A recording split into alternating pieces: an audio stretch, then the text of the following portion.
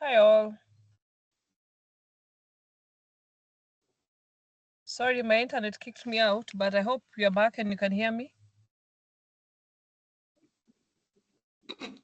Yes. Awesome, awesome. Did we check our LinkedIn profiles and seen whether we are somewhere? Who made any, okay, the answers I'm looking for is that I went into my profile and I looked at it. That's an option. I went into my profile and I changed something about it.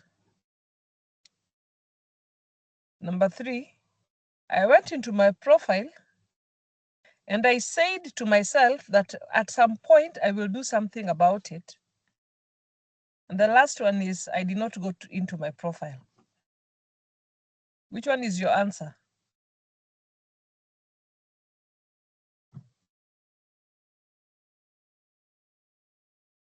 Did something about it, plan to do something about it, did not look. All those answers are fine. At least I know you are in one of the answers.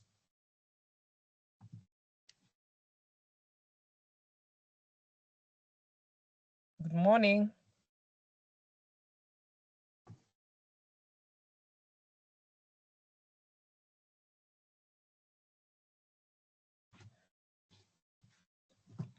Sheila, where do you lie? I?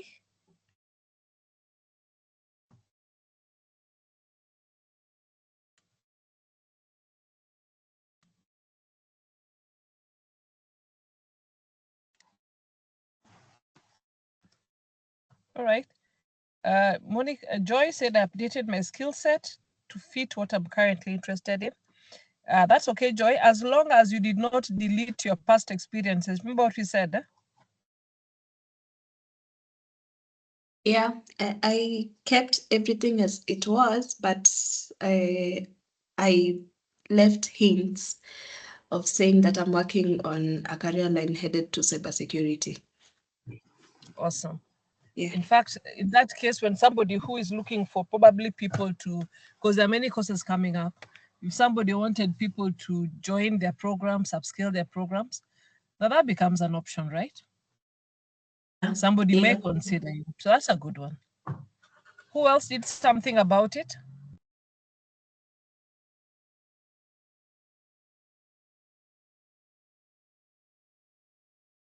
Faith, did you do something about yours? There's those ones of now I'm thinking of having one. I didn't have one before.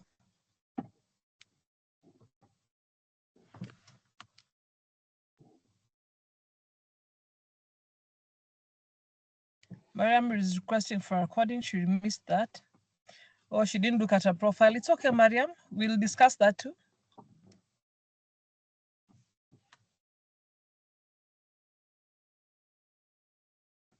Brenda, did you look at yours?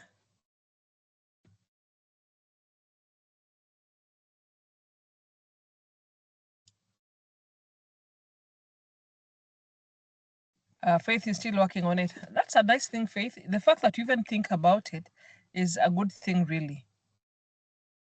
All right. Marceline, is yours better than Lorraine's? It's also possible that you've been really working at this is an area you've really perfected.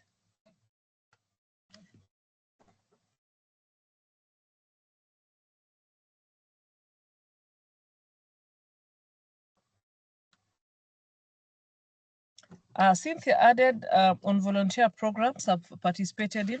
Yeah, that's a nice thing. It gives us the other side of you and it shows us how good you are in working with people. Those are very good insights into how we can really build our online platforms. Remember, as we said, a good number of these jobs are not advertised. And so you advertise yourself in one way or another. So I love that at least some of us thought about it. Others can also just plan on how to revamp it or look at it. If it's already good, that's a nice thing. But if it's not, then maybe that's an area you need to perfect. Today, we are going to look at CVs, and I hope some of us have put their CVs up because we're going to share it out today. Lorraine, I'm not able to share my screen. I don't know why. I don't have the sharing options. Really? But yesterday you had. Yeah.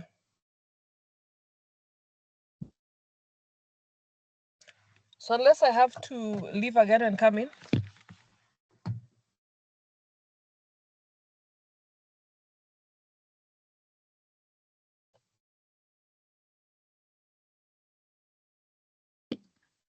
Yeah. Who has Yeah, the please rights? do. Who is giving rights?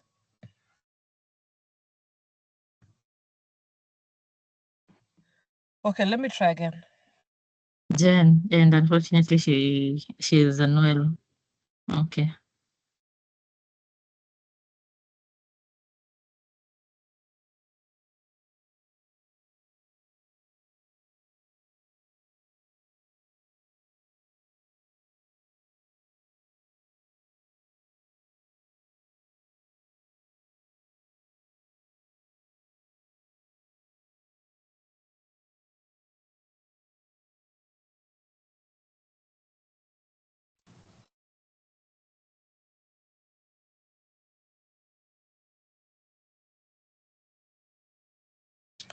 I still don't have sharing rights.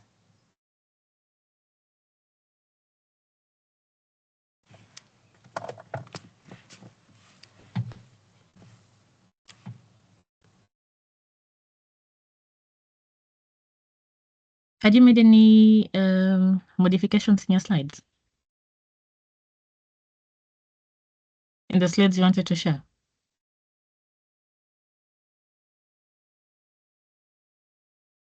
Hi, Prof. But she dropped off.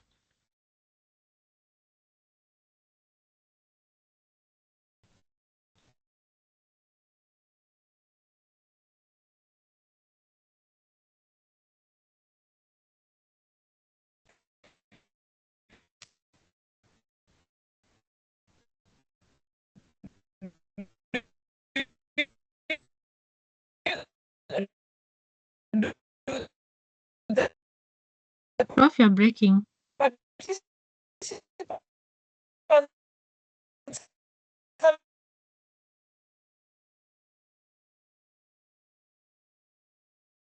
Prof, you're breaking. Do you have sharing rights? Let me see if I Okay. can share. I'm just wondering, Lorraine, if you have sharing rights? I can share my screen.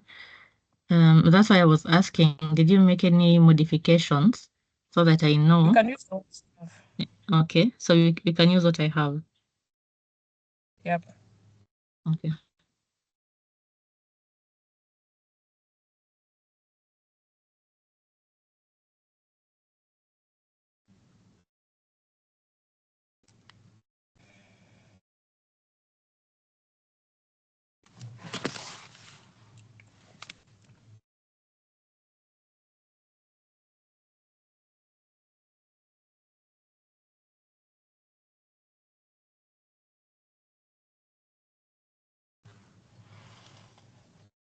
All right.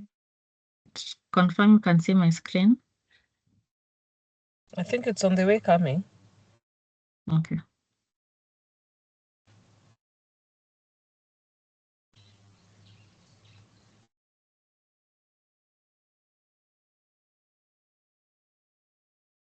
Yeah, it's come.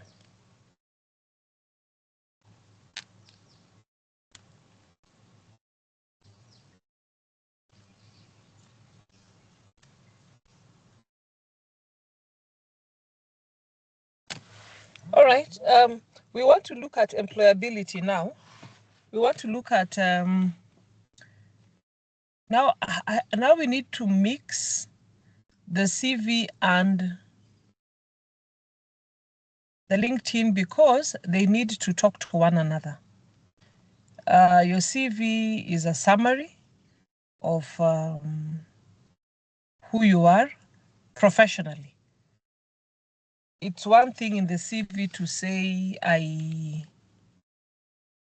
it's not like a blog, because in a blog I can write anything that I want.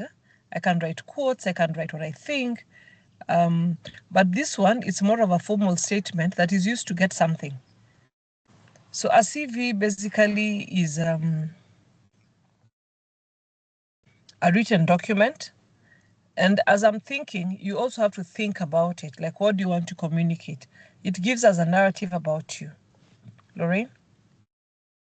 It just gives us a proper narrative about who you are. It gives us a narrative about what you've done. It summarizes what you want people to know about you. All right? So at the end of this session, you need to be in possession of a good CV. So you need to get to know why it's important for you to have one, but secondly, to write one and always have it somewhere. I'll also tell you that CVs are customized. So it's not like you'll have one running CV for everyone. The different jobs require different CVs along the way.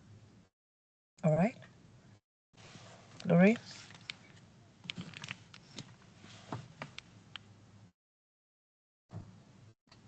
So when I write my CV, I'm trying to summarize what I can offer to a potential employer. I'm trying to write a professional summary of myself. And that is why I was telling Joy, you don't delete past experiences because they also mean something to someone else. And I think I gave you guys the example yesterday. In my CV, I did write quite a lot of, I've done a lot of research.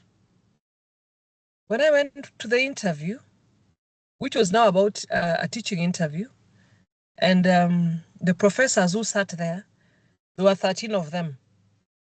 And they could mostly talk to what they knew. So what did they know? So you find for the person who deals with food, they were picking questions around the researches had done about food. For the people who are in engineering, civil, construction, they were picking out questions around what I called fruit processing factories, feasibility, creation of, establishment of, because they knew there was a lot of work that goes into that. For the guys who are in ICT, he was more concerned about the ICT incubation center that we had placed at Kirdi. Remember, for me, these were routine things. And when I was doing research, I wasn't doing it for someone. I was doing it based on organizational duties at that time. But at the interview, each of them is picking something they're good at. I did something on geospatial, land surveys, land mapping, and somebody picked that. The department that was dealing with electricity, electronics, were more concerned about the feasibility studies are done around the mini hydro for electricity generation. So as much as they look abstract to each other, somebody in the interview found a place that they could ask me questions around. So somebody might just be interested in hearing about your volunteer work. Do you know why? Because in the university, we have IBL 1, nowadays we have 1 and 2, and the first one involves community service. A number of universities are now having people go for community service. So you might think it's irrelevant, but maybe it is. A number of companies are doing CSOs, corporate social CSRs, corporate social responsibilities. And maybe that's an area they're lacking in.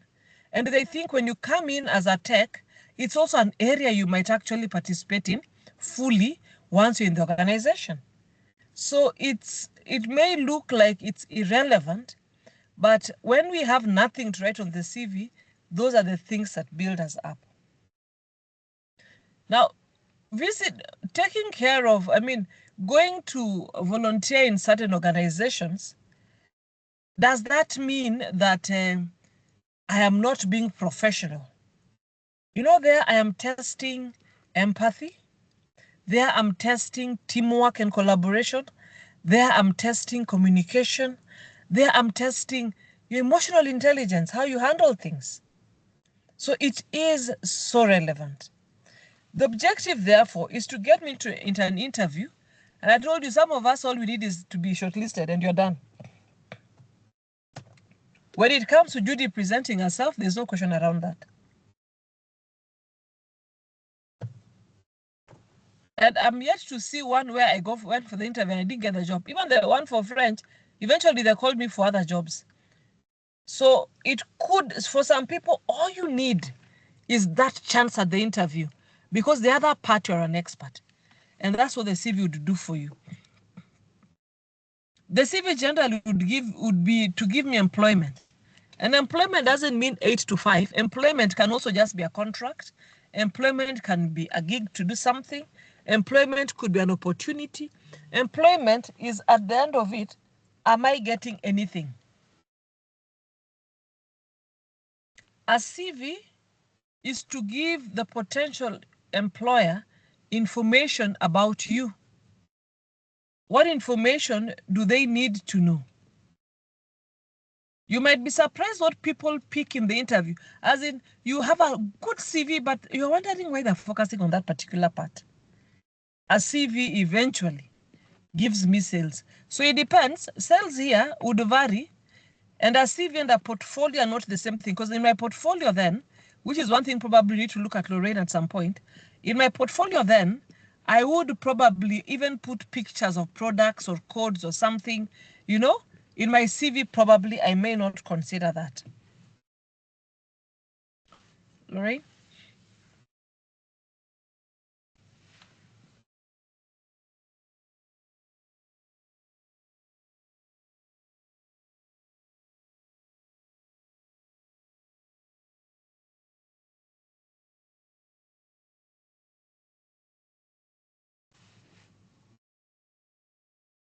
We move on, Lorraine.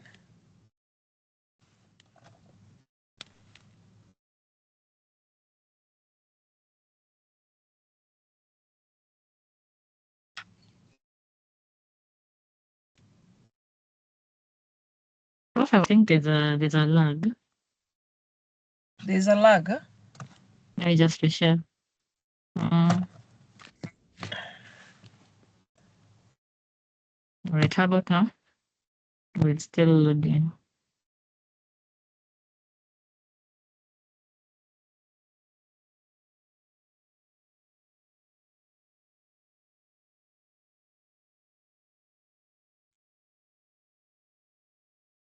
How about now?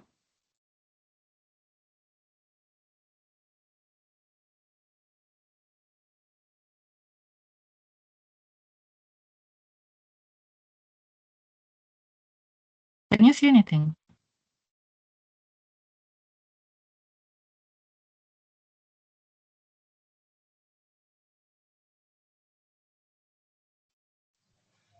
Hello. Yes, Lorraine, can see. Oh, can you hear me? Yes, I can hear. Yeah, I think I was out, so you can try again for me. Oh, okay.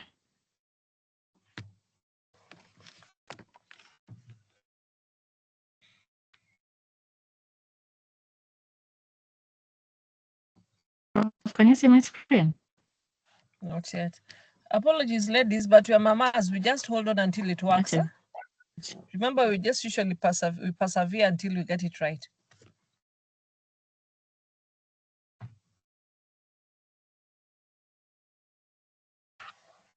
Prof, are you using the browser one? Yes, I changed. Try using, please do. Let's see if it will make a change, if there will be a change. Because I'm on the browser. Let me try and use the normal one, please.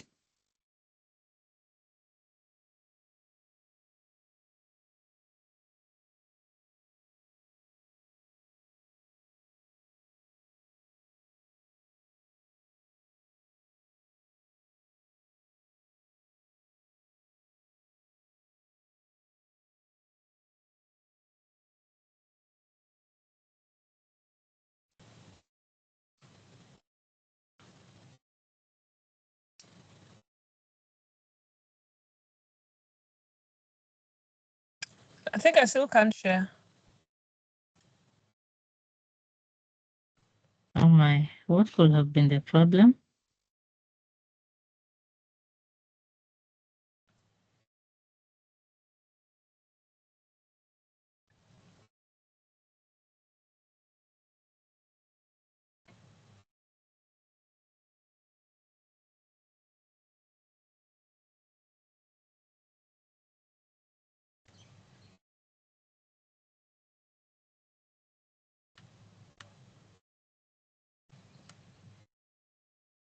I think we proceed. It's okay. I think, yeah, you can just use mine. Yeah, we I proceed. It's hope. okay. As I come to the last one, you just change when I'm doing the last topic, the last thing. Then you Okay. just proceed to the next one. So kindly, ladies, bear with us. As we said yesterday, we just hang in there as women. If things don't work, we just struggle and continue. We never give up, by the way. Natunaga Ibu, we just struggle until we get there. If things don't work, we just push on it. So these are common things. All right, fine. Pauline, I'm working on adding my previous certifications. Pauline, I like that. Kangethe, and I added volunteers. I don't have already read. Yeah, Pauline, I like that you're working on adding my previous certifications. It's usually just some point that we are not, we don't really consider some of the things we call certifications, because as we grow, we feel some of those certifications are really not as major as these other ones, but each of them usually has something to tell the employer. So is it a CV or a resume? It depends. A CV is usually long, comprehensive overview. Then this one is the one where Magoa had over 80 pages of his CV. But a resume is basically short, tailored to a specific job, 1 to 2 pages, and that is what you should be looking at. At undergrad level, we cannot have a CV that goes to 10 pages. What will you have done in all those years? And most of the time when you're finding it going to all those pages of 10 pages, a lot of it is just repetition of duties. Once you're a network admin, we know what a network admin does. So just summarize the network admin bit of it. So a CV can be used to get jobs or grants, research, scholarships, fellowships, and admission to academia. For going to the university, they are very particular about your details, like what you have done, publications, researches, supervision, content publications, content review. They have years of teaching with specific courses. So you find like for somebody becoming a lecturer, you have to be that detailed. For some grants, they're very specific. They allow you to be open, but for some grants, they also might give you a template of which parts to fill. For the grants, usually what they want to know is the person who is leading this grant, what has this particular person done? That person is usually called the principal investigator. So they want to have a very good summary of who the principal investigator is. For grants, they look at two things. They look at, one, your qualifications and your knowledge of the subject content. But also, secondly, they want to see how big researches you have done. It is difficult to give someone who has never done a lot of work a big research, because we don't even know how you'll be able to handle money. Even for the Shujaa program, they had to see how are we capable of handling the money that we are getting. And of course, the answer was yes, given that the USIU, Serianu, and KBA research work has actually been of a greater magnitude in terms of finances. So each of them, it depends on what I'm writing it for. People just assume writing a CV is just writing a CV, but it really matters where I want to go. If I'm going for a fellowship, this one is more academic, but I need to show them that how I'm inclined to the area they want to support. So I did a fellowship in health economics, and they needed to see the things that I had done that were showing an inclination that this is a field I really wanted to pursue. And I don't think I've disappointed them. But a resume is specific to a job hunt. Like if I'm hunting for something health economics related, I will ensure that I have everything. But at the beginning up there, I write relevant experience, so that even if somebody is going to read my 10 pages, they already have a summary of what I can offer them in my first page. In a CV, I can include both professional and academic achievements, but in a resume, I summarize them. I summarize them specifically to my work experience that is relevant to the background of what I'm looking for. I've seen people put pictures in their CVs. And the pictures they're taking are the ones who are in Uhuru Park. When I'm writing a CV and I feel I must put my picture, then that must be a professional photo. What's a professional photo? It's actually a passport size photo. It shouldn't have all your hands. It should have, we all know what a passport size photo is. Clear, that shows both ears. So if I have to put a photo, then I have to do it right. It cannot, for the girls, that's the day you do makeup. Like if you look at my profile picture, that hair cost me 6,000 shillings. And the lady who, when she does your hair, she does the makeup complimentary, which so that you can be going back for makeup. So that makeup is actually worth 2,000 that year. I'm just saying you put an investment into the profile picture that you want to have. The same will apply to your LinkedIn. If it's a professional picture, you must put in the required investment. Your hair must be well done on that day. Your face must be well done. If you're not a makeup person, it's okay not to be a makeup person, but I'm just saying you need to look neat and you need to look clean. And you need to look like somebody, like you're your best. Because people, there's a lot that pictures do. In mine, I'm even smiling. So I'm a warm person as per the picture. Warm, makeup on point. I look like I'm detailed. That is what you do if, keyword is if and only if, IFF, you have insisted you want to add your picture onto your CV. Again, some people have difficulty with that because if I have a colored printer, it will take my ink and things like that. So we might have to be a bit careful in how we are managing it at that particular time. For resume, we don't have space for photos. CV is a common word that is used in the UK, in the USA, but resumes are commonly known. If I'm in Europe, most likely they'll ask for a resume, which may in their mind again look like they're asking for a CV. So you have to be very particular about the different CVs that you write across board.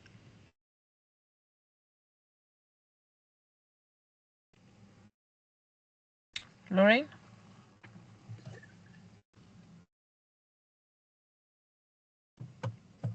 We proceed again. So what am I putting in a CV? My details, my name, my address.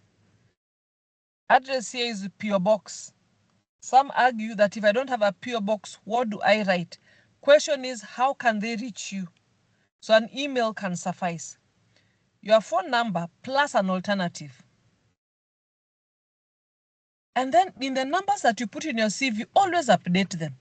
I've seen people put numbers of their boyfriends, their college boyfriends in their CV because you're in love at that particular time. Well, you forget to tell us that between the time you wrote the CV and currently, right now, you and that boyfriend, you left one another and you really hate one another. And when he is called, he doesn't even tell you that, by the way, somebody is looking for you for a job. And sometimes my number might not go through for the wrong reasons. Sometimes it's just not working on that day. And if you have 2,000 people to call, some secretaries don't bother going back to call the people they missed in the list. So have a number that is always on. Even if it's a missed call, you are always able to call back and get there. Now, some of the job guys, they call using a landline. And so you realize that if they missed you and you called back, it becomes difficult for you to go through.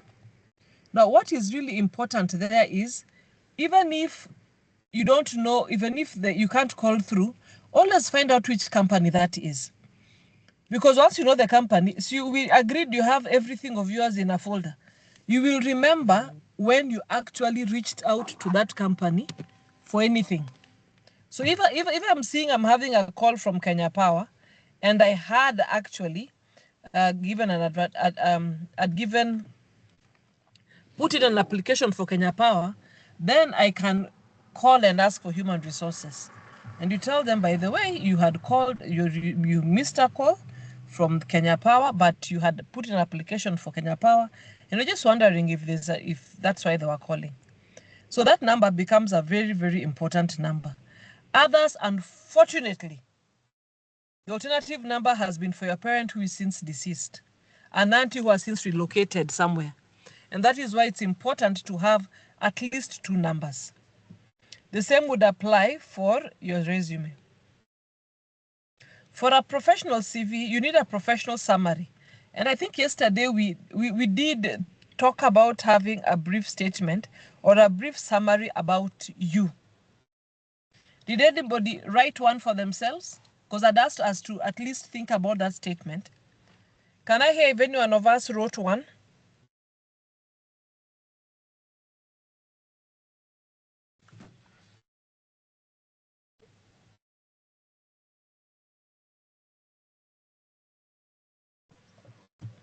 Did any of us write one? Oh, my friends, we went and slept. I understand if you're with us the whole day, but did any of us write any?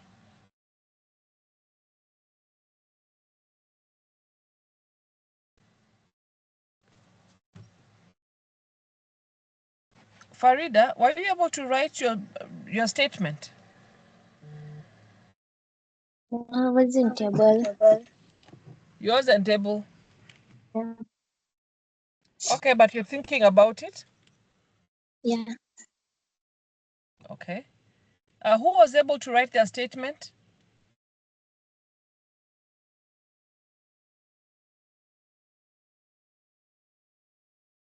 Susan, did you write yours?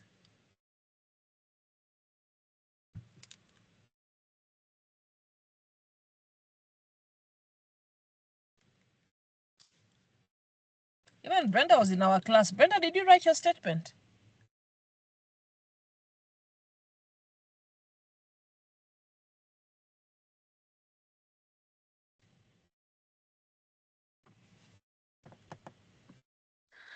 Hello, hi Judy. Hi. Yeah, I didn't get to write my statement, but I have something. Can you tell us what this something is? I can say I'm a IT administrator for 9 years. I have I have let me just read it. Yeah, it's easier. Yeah. Okay. Okay, so I leverage technology to drive innovation, streamline processes, and optimize system performance. My career is focused on utilizing my technical expertise, creativity, and problem-solving abilities to deliver cutting-edge solutions that enhance productivity and cost efficiency across IT systems. So let me summarize that, but I know it should be shorter. We agreed So how 3 many lines. sentences? I think 3. 3 sentences. Yeah. From that statement, I have not had. Are you a graduate? Yeah, I'm a graduate. You should have a graduate of. Informatics from Strathmore University. So in the statement, we don't have to hear Strathmore, but we need to know you are a information systems graduate, is it? Okay. With experience in. So you're summarizing your entire CV in this statement. Am I right? I want to hear what you've done. I want to hear your experience, if you have any. Yeah. And I want to hear the skill set. And at the same time, I want to hear the softer side of you. Okay. Let me try again. You can just sit down with your paper, rewrite, cancel, add, summarize, mix, Yeah. Jen, what would you have to say about it? Jen is here with us. I don't know if she's in a position to talk to us.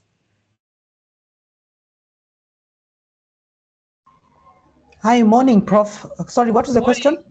Let me introduce Jen again. Jen is the lady in charge of our placement services at Shujaa.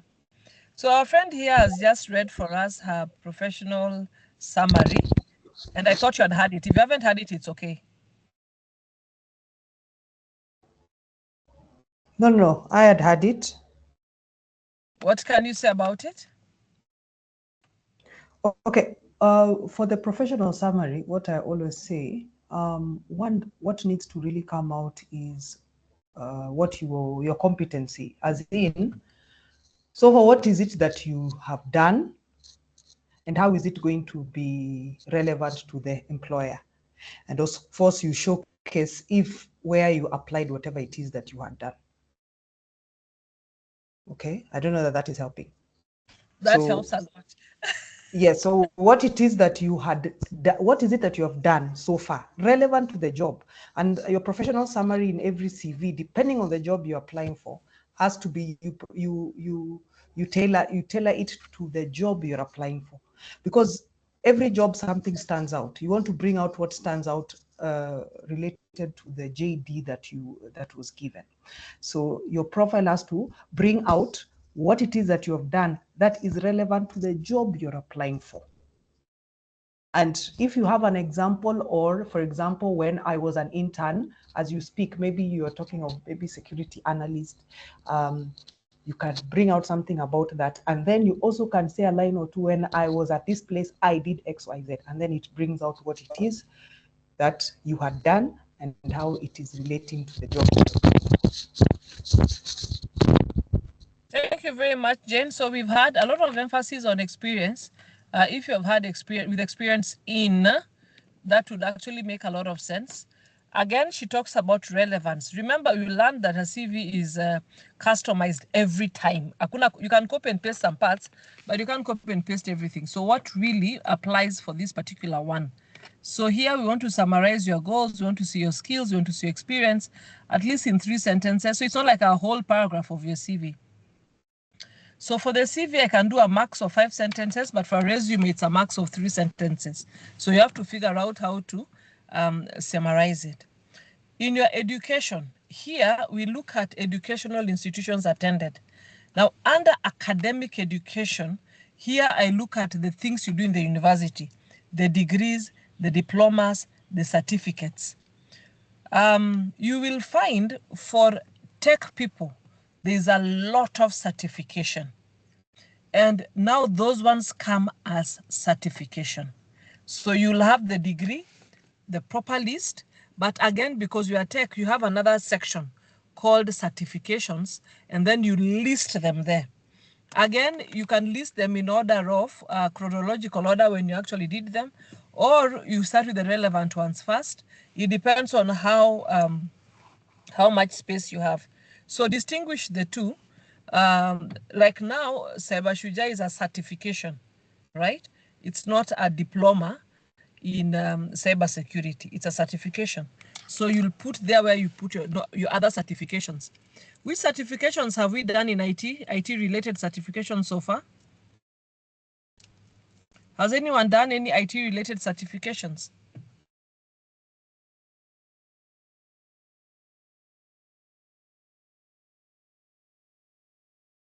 Have you done any certifications?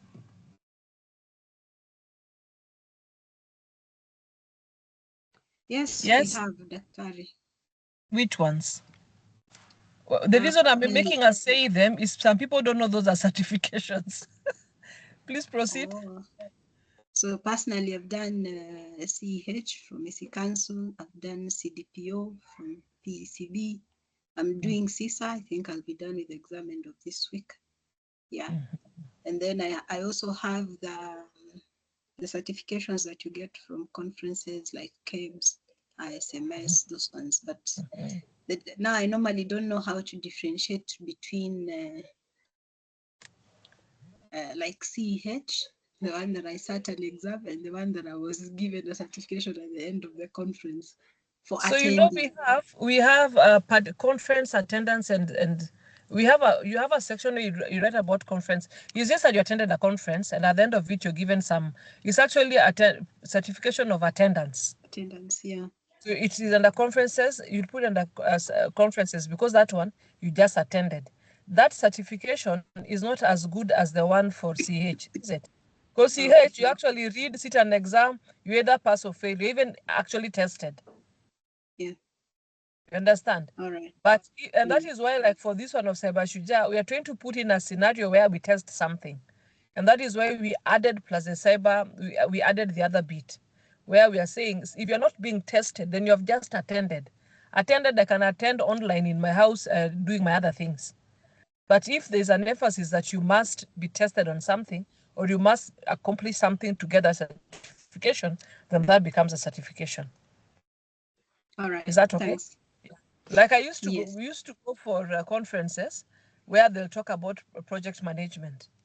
But then there's this one where specifically somebody from Strathmore came and taught us, and we did certain things, and he gave us certificates. That's a certification. All right. So like you find even for the Shujaa certificates, there's a certification we call certificate of attendance. Because we wanted to, this is for people who didn't go ahead and finish the exams and they didn't finish the assignments.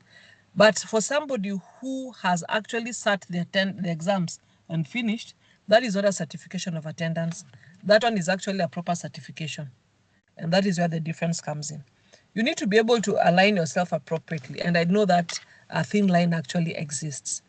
So there are, and there are quite a number of them.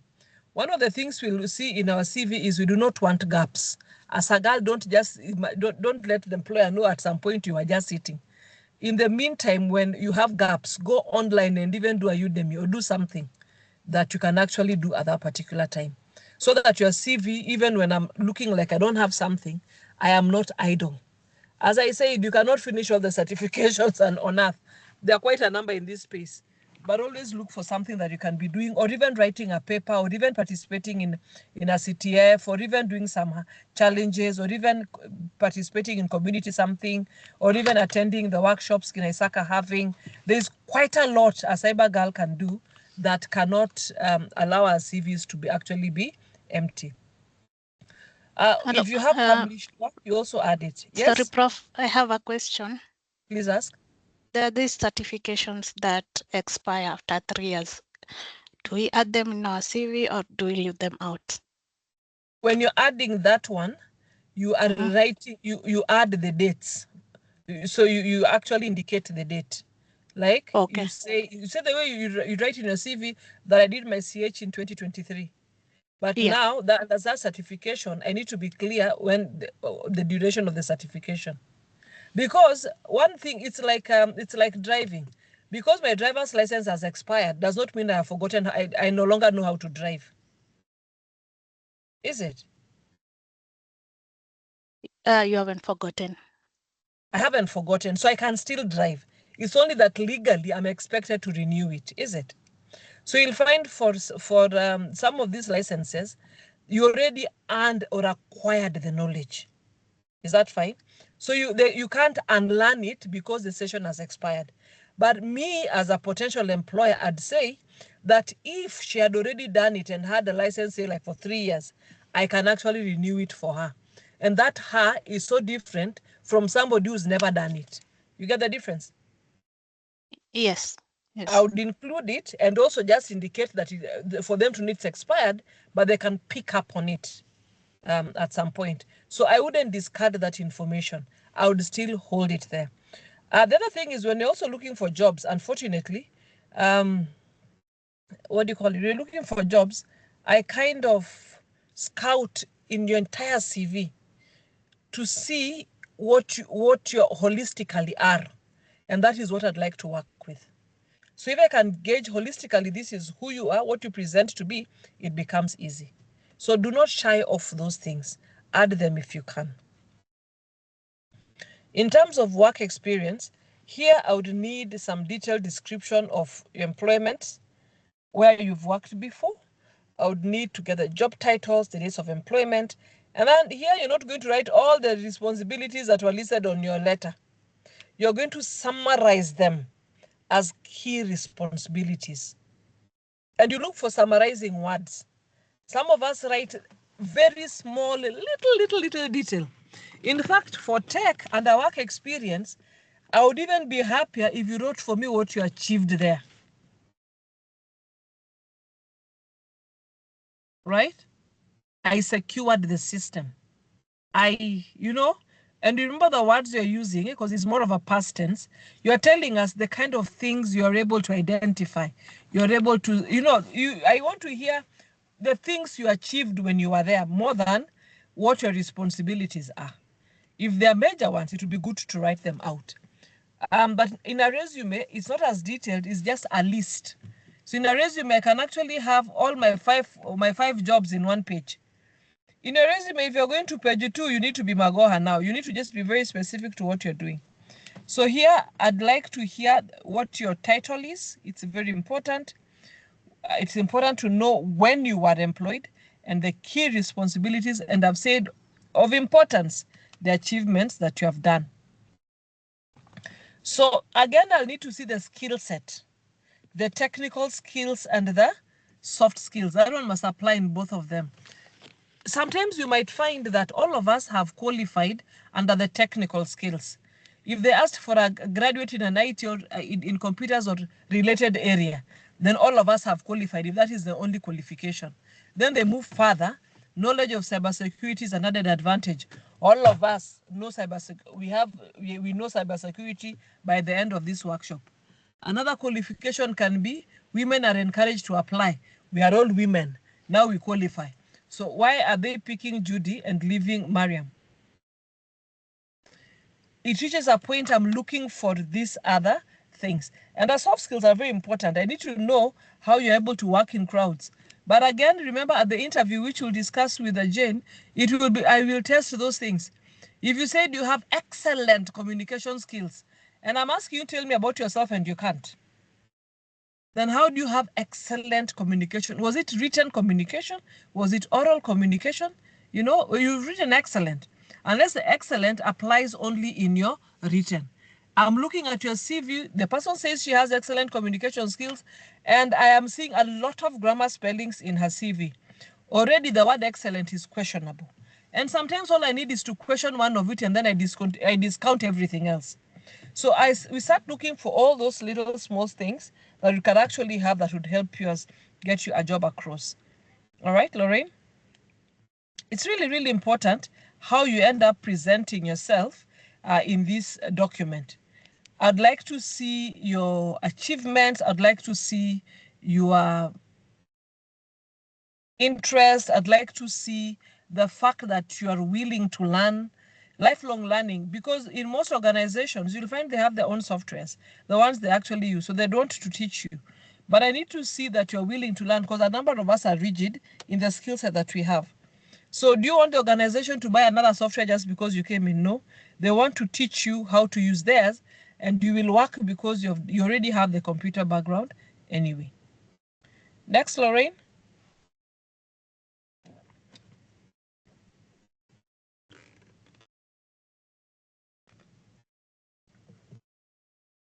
Feel free to ask questions whenever you need to.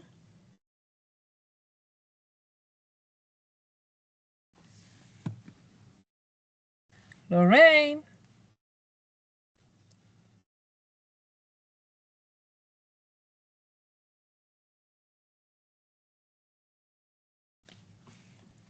Lorraine, jikaze tu, tutamaliza. We are women, even if it takes how long. Ikikataa tunaanza tena. We don't give up. As we are ladies, if we were to give up, then we'd never succeed anyway. So keep it up. Just keep trying. We can't see your screen yet.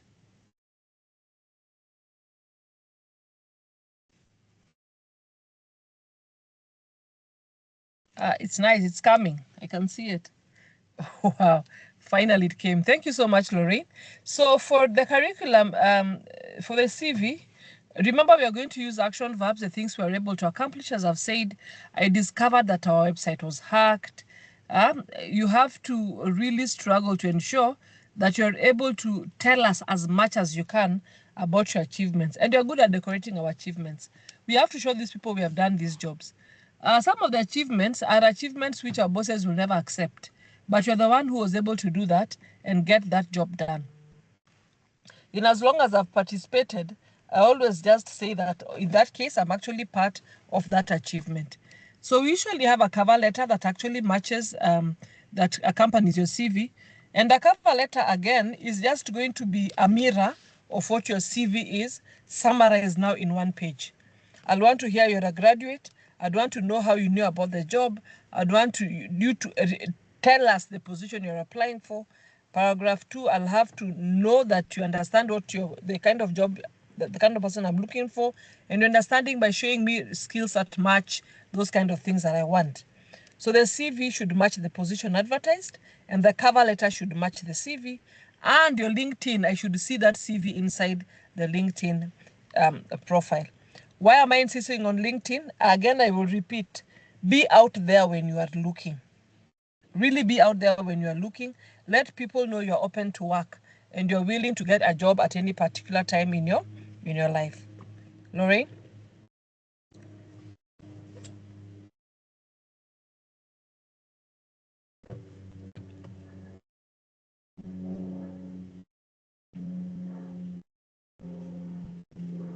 In fact, even when they have not asked for the cover letter, it's just good manners to send it. It's a formal document. And the goodness of the cover letter is that inside that cover letter, you talk about your attachments. Kindly find attached my CV and then any testimonials that asked for. So I kind of even communicate to what is coming in my CV for this particular one. But a CV has to match. It has to be customized. And I've seen a lot of copying and pasting. Some people even copy and paste you know, the way you can go to a cyber, then you tell the guy, CV hapo, and then even forgets to change the telephone of the other person or some details of the other person where he's copying and pasting from. I mean, that is really, really unacceptable. All right?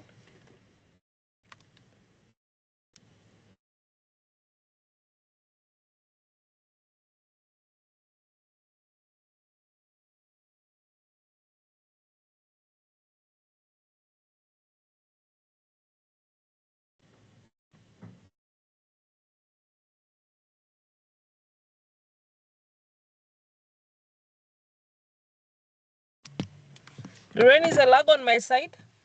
Because I can't seem to move.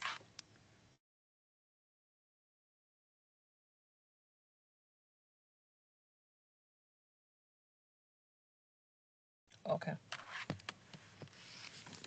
Thank you, Lorraine. So as we've seen, we've talked about academic qualifications. We've talked about professional qualifications. Now for professional qualifications, it's good to identify, like our friend who said now she wants to move from administration and she wants to go towards, she wants to now be an expert in cybersecurity. Then the next question is, as you were taught in the mapping, I think that was day one, you were taught about the different career streams around cybersecurity or the different career streams that somebody can actually go to. I think this is the time where you as you write your CV and you discover you have nothing, you start looking for those relevant ones. You know, I always say, labda sio hii kazi, but the next ones might be mine. I'm simply saying maybe not this job, but this advert is telling me of the things that I lack. It's giving me an idea that there are these qualifications that keep coming up and maybe I need to start doing them. So what you do with tech, because the moment it starts coming up every other job that people are looking for, they're looking for this particular skill set, then it's a high time probably you thought really about that particular one. So yes, you might not have any professional qualifications, but you can start from now by saying, I need some professional qualifications and I am going to get these professional qualifications. And I actually start working towards getting the professional qualifications. Some are expensive, some are not. I think in Shujaa we've had a lot of, in Shujaa we've had some trainings, which basically would be free online, but I think we are giving guided lessons. Lorraine, do we have any of them that we are doing this time round?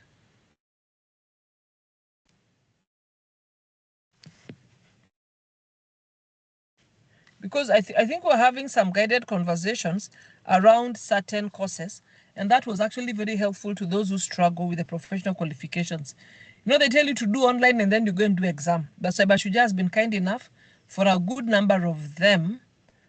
We have been able to take someone through the course. Then you find that actually now doing the exam becomes a bit easier. Work experience, supposing I don't have any. What did we agree? Supposing I have not worked somewhere. What are we writing under this section? I'm straight out of campus.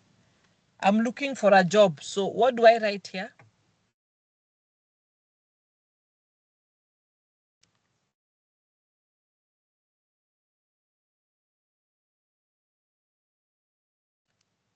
What should I write in this section?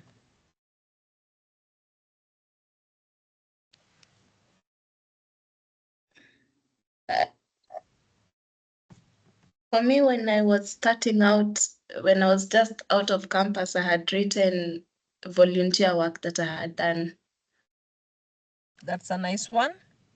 You wrote volunteer work. Someone else? That's a very good one. What would you write under this section?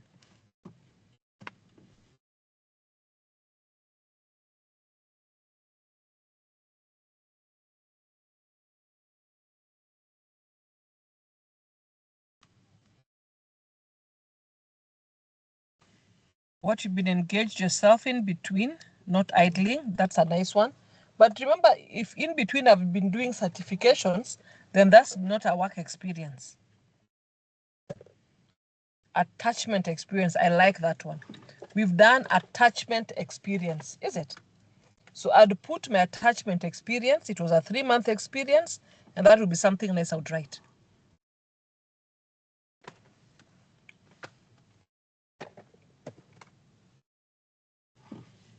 I can also add the projects that I've done to show that I've done some work.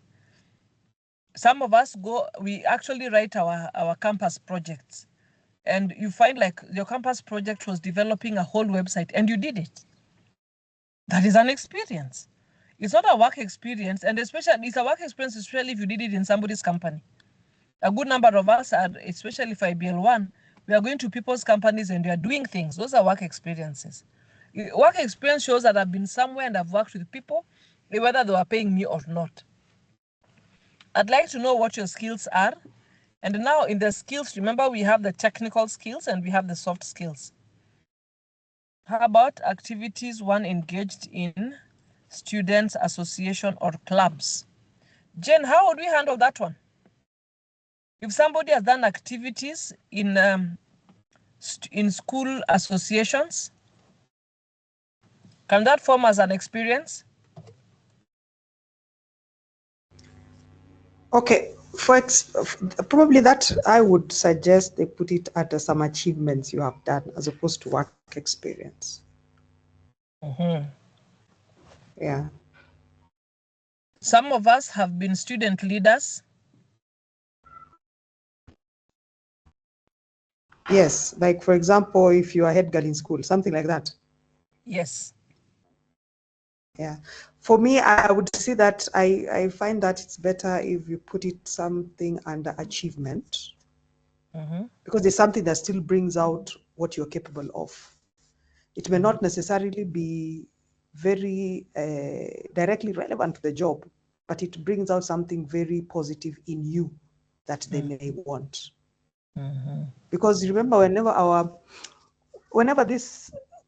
by experience with sitting in a panel when we are interviewing for a job, the people sometimes would end up hiring that were not really experience-wise, they were not there yet, but the attitude and the potential you saw in this person and the attitude they have, that got them the job clean. And the person who had some experience, maybe 2-3 years, may not get the job because of the same thing, the issue of attitude and just what are they bringing to the table apart from the technical experience. Awesome. So for that, I would put it under achievement. So we've had Jen, right? Remember, Jen is our placement officer. She's a HR officer. She's a placement manager, and she has sat through a lot of these interviews. So you have to understand that her experience here is very valuable and for us. So now she introduces the section called achievements, where I can add everything that I think I need to add that I've actually been able to do, right? Because I'm even looking at my child in school right now. If she comes out of school, before she's joined campus, she's had a couple of achievements. She's led her club and led the club to success. Some of those students have created the clubs, led the clubs, recruited, and they've even won awards with those clubs. That shows a skill set of this person from a tender age that can actually be used at the workplace. So the skills that you have, it's good to identify what the skills are, the technical skills and the soft skills. We've talked about your contact details. We've talked about your name, address, and email. We've talked about, now this particular group of age, gender, and date of birth. Now that one is a bit, it depends. For Cyber Shujaa, we had asked for youth, which meant we were looking for people under the age of 35. So you find for that one then, showcasing that I am in between 18 and 35 would be good, because the only measurement I would know how to measure is by knowing your date of birth. So if I know your date of birth, then it can actually tell me whether you've actually, it's a good thing. But because of data protection, we have to choose the kind of information we put in our CVs. People like taking a copy of the ID and pasting it there. If it was not a requirement, then telling us is okay, because at some point they will want to see it. Then you present it there. If they have not asked for your national ID, you don't put it there. Gender has become a very sensitive issue, but it would be good for us to know how to associate with you. I mean, I support workshops where it's a health workshop, and when people introduce themselves, they say that I am Judy, I am female, and my preferred pronouns. They say he, she, may, they. Me, I'm strict to she. That's where I am. So they're making room for you to choose how you'd like yourself to be identified as. But in some places, it's just good for them to know if you're male or female. Because if you look, not how you feel like yourself. So the gender we are writing there is not the gender of how I am a girl, but I feel like I'm a boy. These guys are just concerned with whether you'll be using the male toilet or the female toilet. These guys are just concerned about the gender distribution. Maybe they're doing so badly in terms of females and they don't want to increase.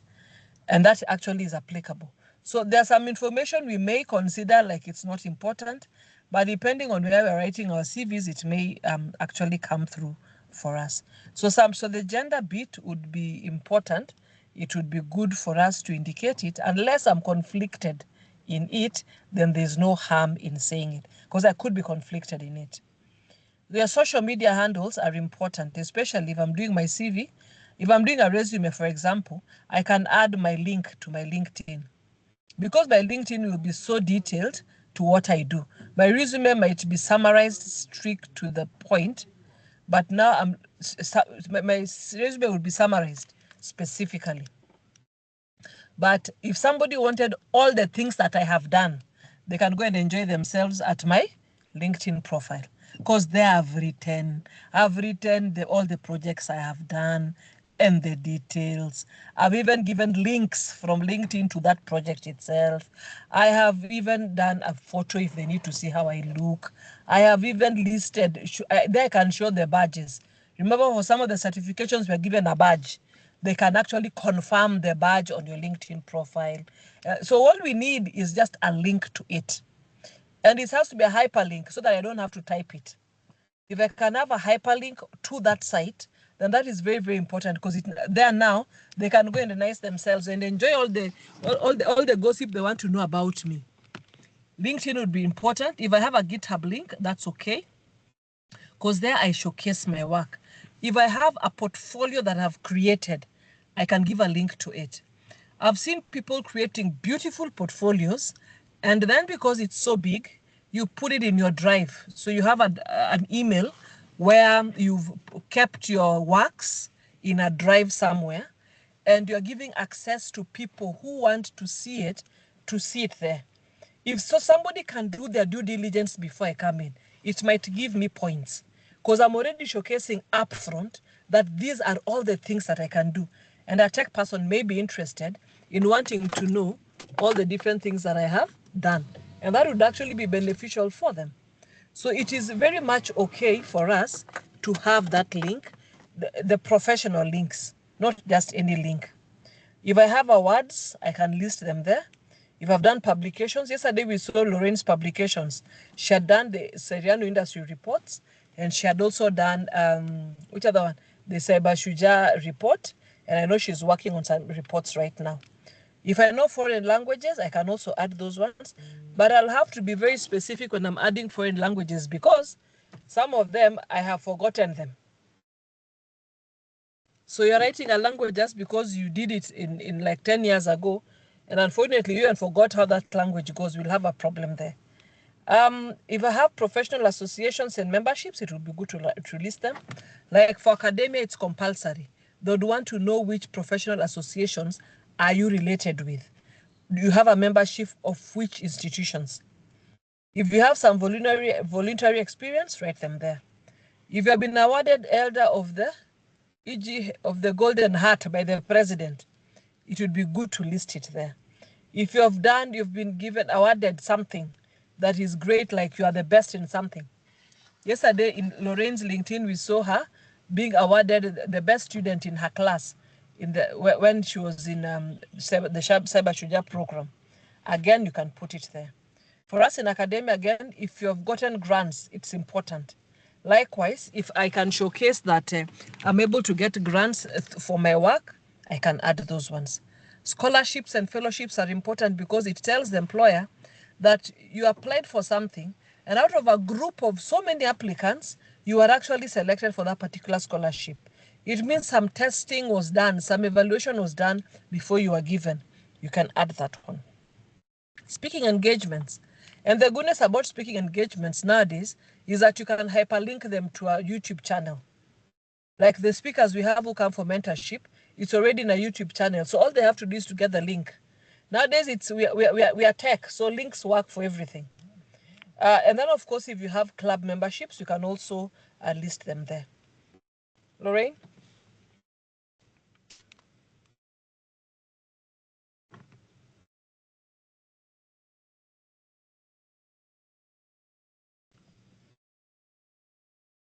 And still remember, I'm saying we are doing how many pages? 1 to 2. With all these things I'm listing, 1 to 2, because some of us will have all of them. Some of us will have some. It doesn't mean that you actually have everything, but I'm just saying how we actually engage our CVs to be able to become something somebody would like to see us. If I have no paid experience, as I've told you earlier, it's okay. Put in your voluntary experience, put in the projects that you've done while in college. And remember, we are still using action verbs. I detected cybercrime. I detected fraud, to show that I have done some work within organizations. Remember, if you are young and we don't have employment, but there are things we've been able to achieve, that would actually apply for us very well. So having no paid experience doesn't mean that it is not a work experience. Actually, it is. Some of us are even scared of saying you are working in your mother's company. There's nothing wrong with that. You worked there. You had to go in the morning. You had to leave in the evening. You worked. So that, I think, is okay for us at that particular time. All right?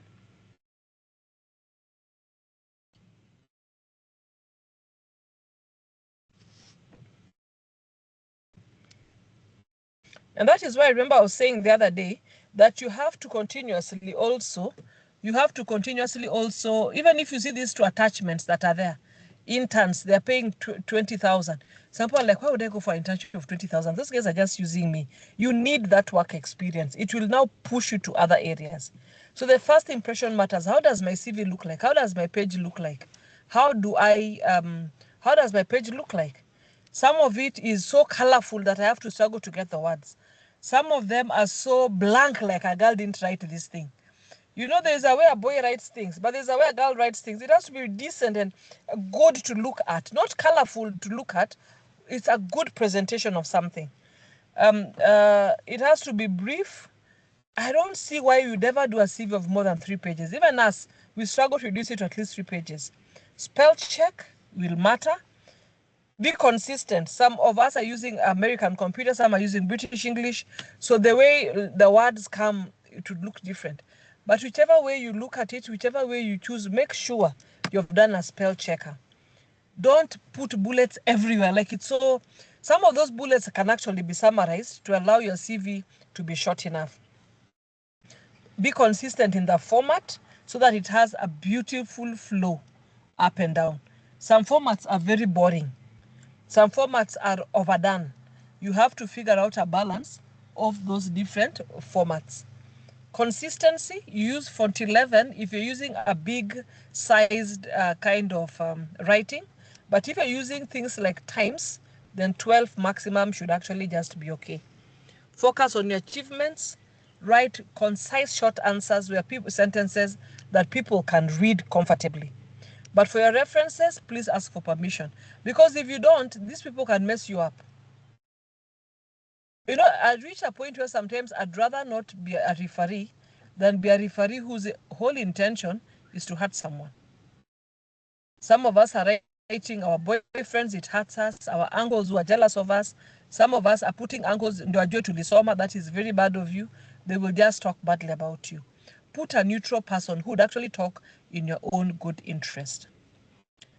Lorraine, next one. As I answer, what should a CV of a person transitioning from one profession to IT entail, or what should be added in that CV for it to stand out? Again, I'll repeat by saying that it is really, really significantly important that you customize to what you want to do. For example, if I want to transition, say, to IT, and I have done education, the question is, as at the time I'm writing the CV, what is it about education that I can actually put in? Do I have content? So if I have content, I can put it like that. But if I don't have content, what will I write? In my professional statement, I can allude to it that I'm currently, but then this other one would come in. So what I used to do a lot back then, Jerry, was, let me say I've transitioned. I transitioned to teaching. Actually, I transitioned from. So you find if you go to my CV, my entire research background, because I didn't also research for a while, my entire research background is still there. But I have summarized in half a page how I have progressed in career. It's just that I can't share. There's a part where I've written, I was marketing. In half a page, I've bulleted them. Marketing, then I did research scientist 1, and then I've done all steps up to where the teaching now is. So somebody can see you are progressing and going into a particular direction. They can even see where you departed and went to something else. So if I have enough content about IT that I can write about, then I summarize the other experience, but I don't throw it out. I summarize it kabisa, because that other content is saying that I have worked somewhere. But if I haven't done that, then I can't. It's like me saying, now I want to be a cybersecurity expert because I feel like, but I've never done anything in cybersecurity. I don't have content. I have no certification. I've not talked anywhere. I haven't presented it anywhere. Then I can't. But if I'm learning it now, then maybe I may indicate that I'm learning it now. You see, the problem of in process of learning doesn't mean completion.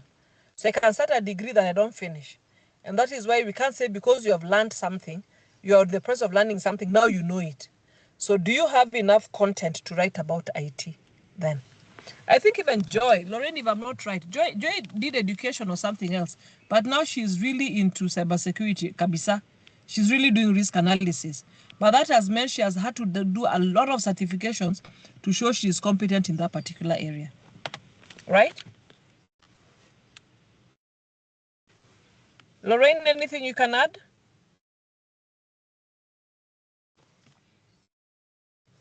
Yes, talked about the cover letter because I felt that you had forgotten, but you remembered. Attaching the cover letter. All right, and that is very important. Jen, anything you can add?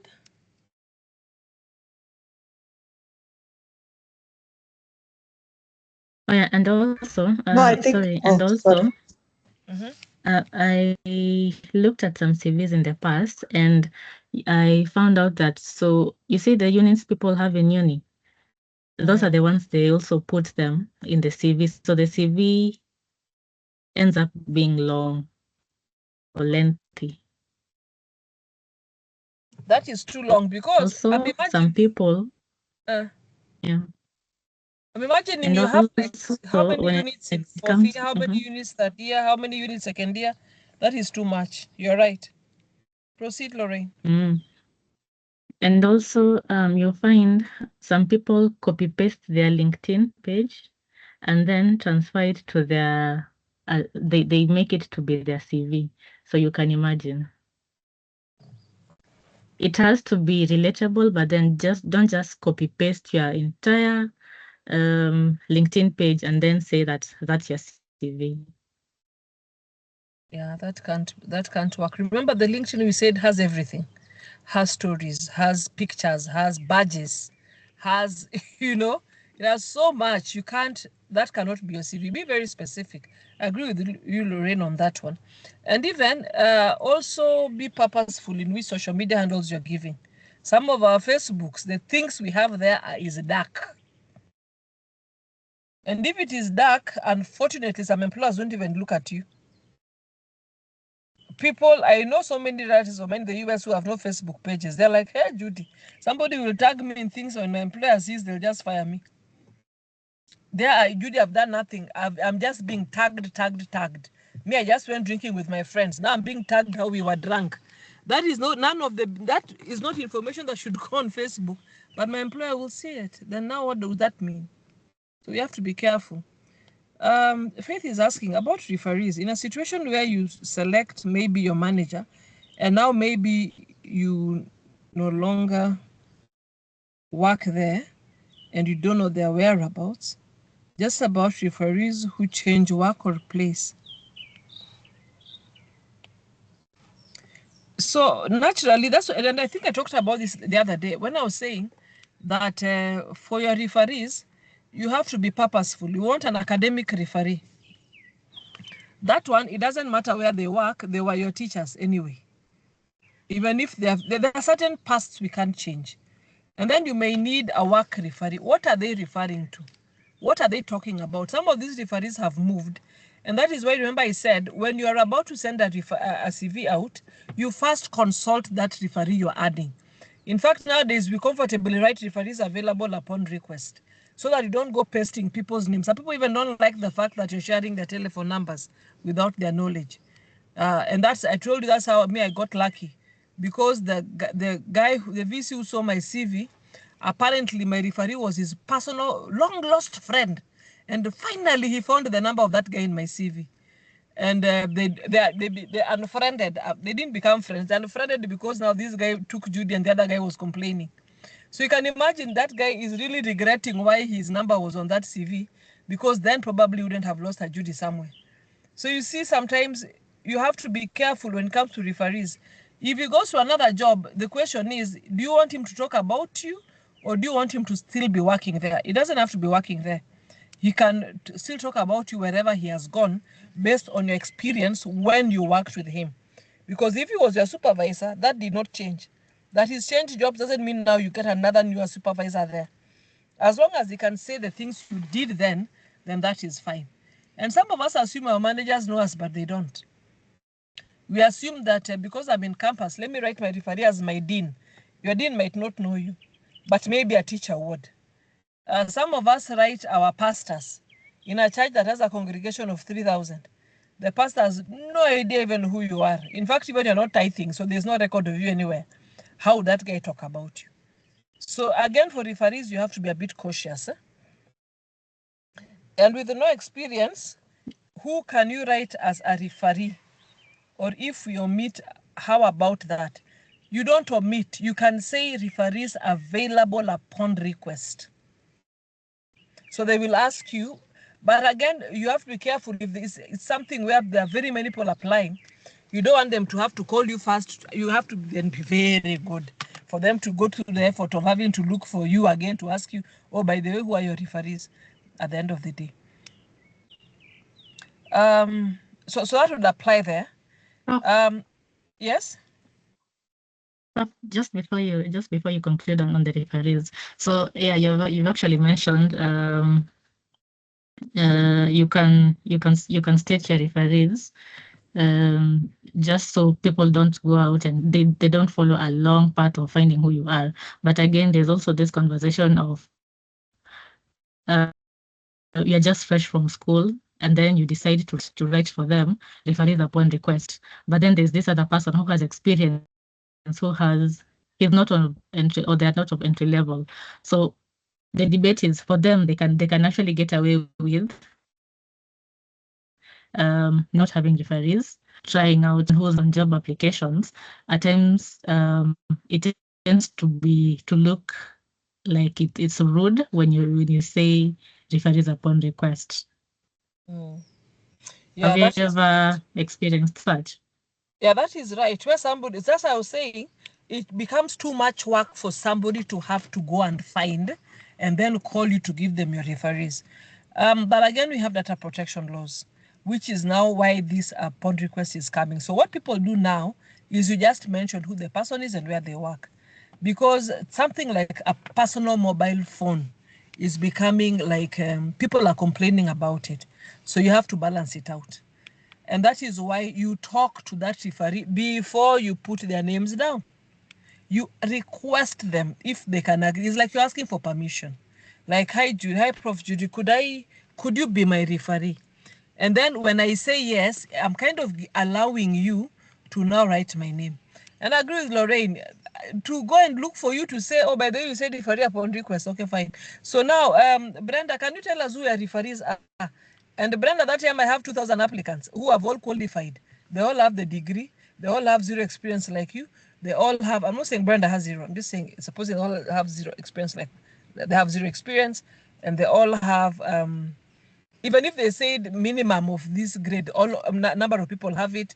And you're all like 1,000 people under the same criteria. Jane, would you want to go and check? What would make you find out if I have referees? You see, okay, personally for me, that thing of available upon request, you see, whenever a job is sent out, advert is sent out, we want to understand that many people are applying for these jobs, thousands. So this is something, let me, this is time for confessions, even as a HR, we'll look for what is going to give you an easier job. You have a million other things to do apart from just the recruitment. You have other things you're dealing with in the company. So you can imagine now in recruitment, again, you want to go and follow, unless you are standing out. There's something about you that is really standing out or you're being headhunted.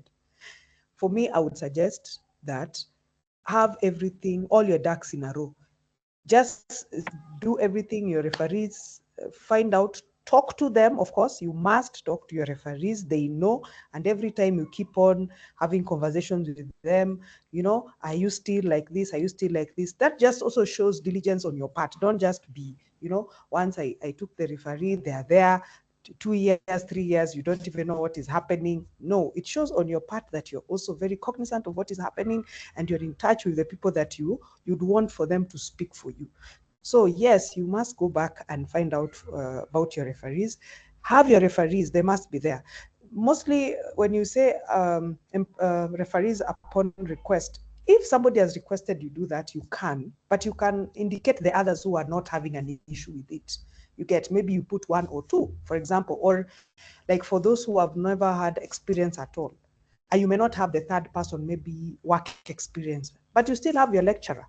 You can maybe put 2 referees, and if you do get the opportunity for the interview, you're able to explain why you have 3. You only have 2 and not 3. So for the reference, if you're able to put every information that will work for you from the word go, it would be better like that, as opposed to giving those people more work. Some will just put you aside and go with what the information that they have to go with, so that they finish that thing and forget about it. Wow, Jane, I've gotten a new terminology. Lorraine, you'll be hearing me say, put all your ducks in a row. Prof, come on. Lorraine, if you hear me say that, you know where it came from. I really like that. Where I'm putting everything for them to choose. Like I've done everything. What do you want? Referee Shika. Experience Shika. This one, Yes. take. What else do you want? Yes. I mean, I've given everything I need to give. I really like that one. So, Brenda is And now maybe asking. I can Yes? also comment on, there's a question I've seen there, Brenda. Yes. Yes, I've yes. seen That's what. some jobs ask for expected salary. How should someone go about determining what they expect, especially after leaving school? Brenda, you do research.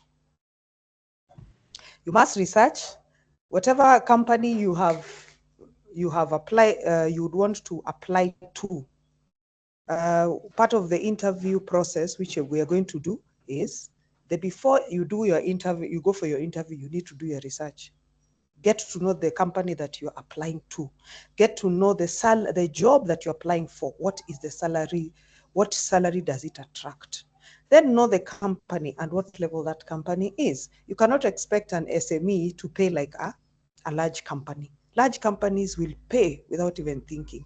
Though, of course, HRs and the company trying to work on, to save on money, sometimes they'll just find a way of, just negotiating you getting a lower salary. But many organizations that just give you as per what the scale is.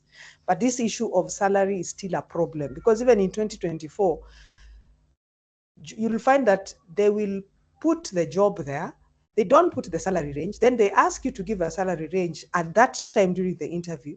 Then they find that you're asking for too high. So it beats the purpose. So even for the HRs, they need to also style up. But for this salary, expected salary, do your research. Get to know the company you're applying to, get to know that particular job, what salary range it attracts, and then give a salary range. Don't funga yourself to just an amount. If possible, give a salary range when they ask you to say your expected salary. You can give them a range. I hope I've answered you. Thank you so much. That was a very good answer. Mariam, are you asking a question?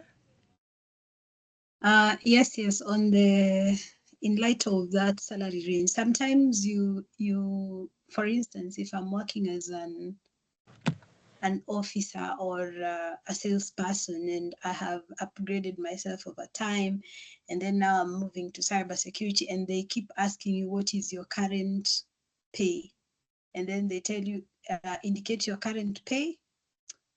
Sometimes I saw last month even privatization authority ask for your current pay slip, and then now they tell you to indicate the expected salary. If there's a huge range, what happens in that scenario?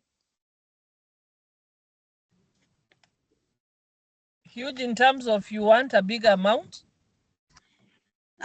After you've done your research, maybe as a SOC analyst, you need to get 40K US dollars. Mm-hmm. And here maybe you're paid 50,000 Kenyan shillings.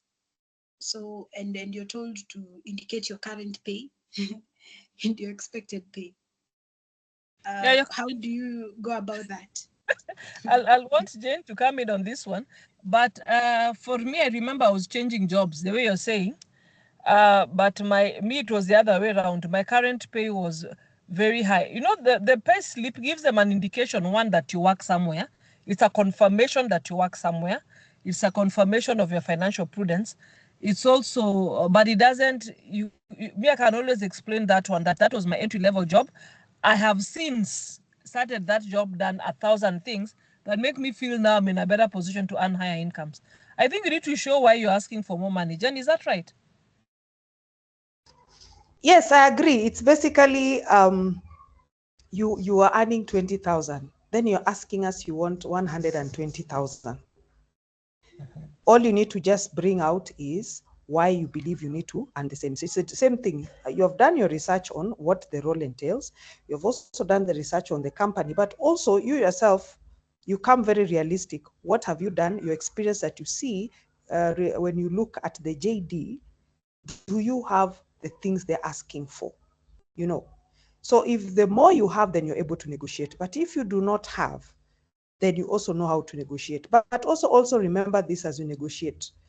One of the things about salary, which makes it a bit tricky, it's like the salary, the way people are paid in Kenya, it's like you are intimidated in a way that you should not talk about this issue of money.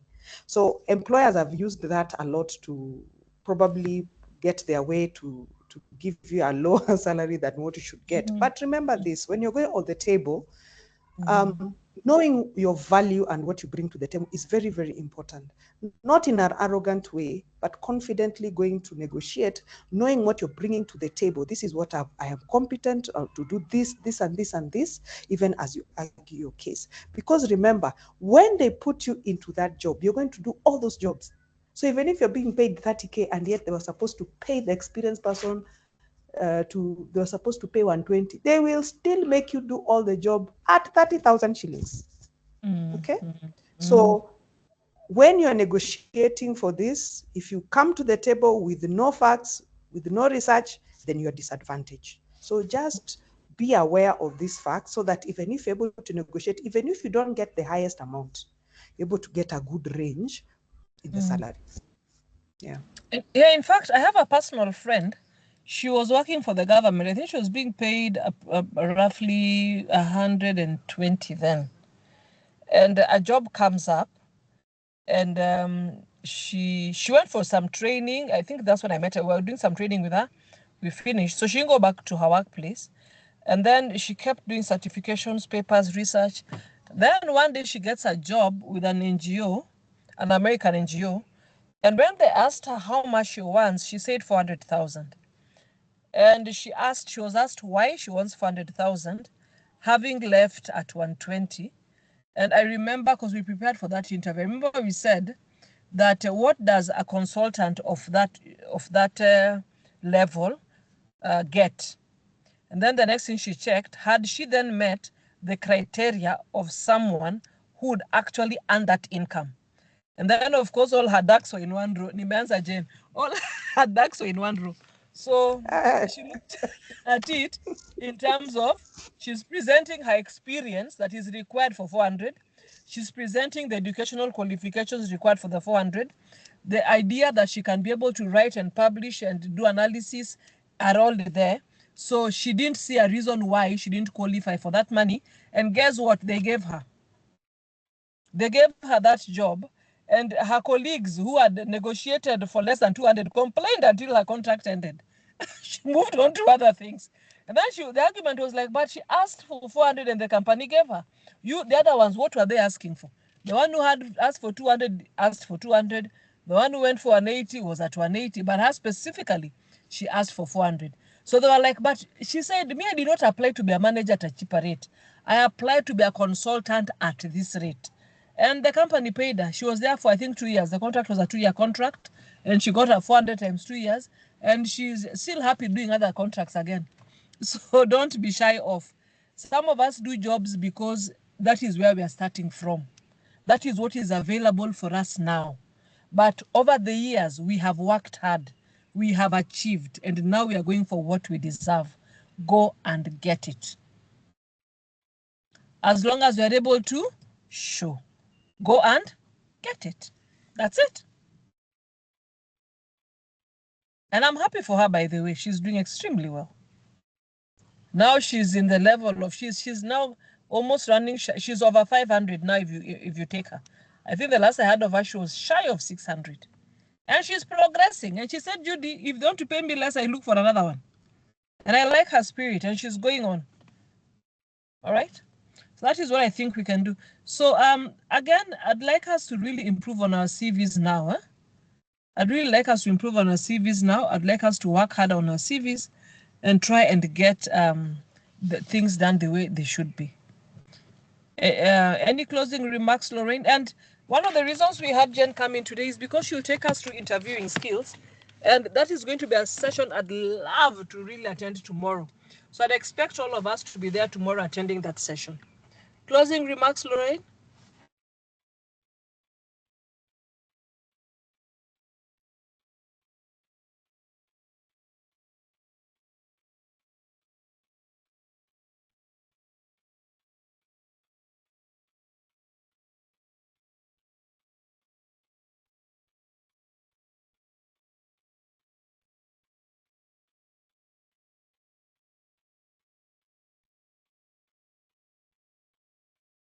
All right, I think Lorraine and her internet issues, we have to understand her. But asanteni sana for guys for coming in today. And thank you so much for participating, the common participation we've had. That was beautiful. And I can't wait to meet us tomorrow. All right? So by tomorrow, you need to have done your branding done and dusted. You need to have your LinkedIn profile up and done, your CV up and done. I think Lorraine will create a link where you'll be able to share with us so that we can also guide you on whether it's a good or a bad one, or whether there's still work to be done on it. So how will we get the LinkedIn profiles? in your CV, put a link on it and after you've done your where you're doing your personal statements, not where you're doing your details, your names and the other details, under it put a LinkedIn link, and then we'll be able to see if it actually works, and we can be able to guide.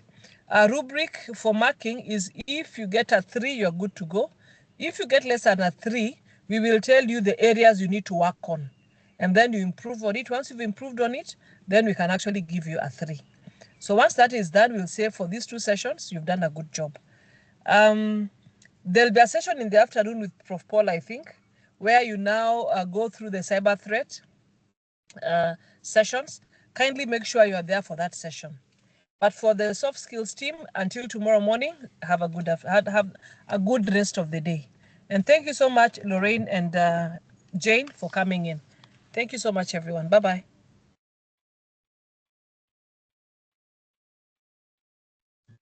Bye. Thank you. Bye, everyone.